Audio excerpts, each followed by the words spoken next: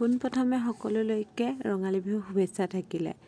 আজি হৈছে গৰু বিহু, সেয়ে গৰু এতিয়া মাহ হালধি সানি গা ধুওৱা হৈছে।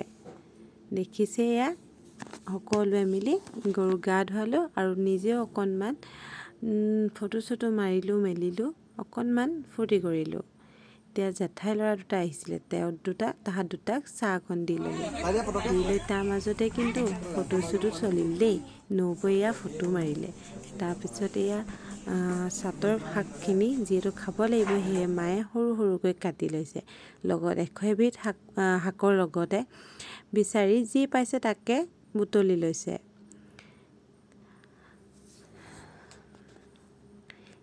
এয়া হৈছে মোৰ জেঠাই ছোৱালী, আহিছিল আমাৰ ঘৰলৈ বিহু বুলি।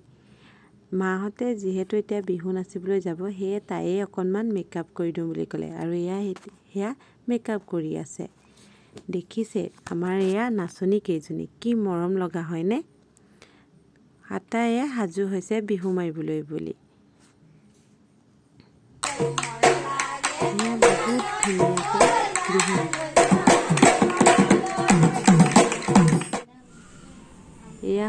এয়া এতিয়া জেতুকা লগাইছে নৌবৈয়ে, ইয়াৰ পিছত ময়ো লগাম আৰু এনেদৰে ইয়াতে ভিডিঅ'টো সমাপ্ত কৰিছোঁ। পাছৰ ভিডিঅ'ত লগ পাম, বাই বাই।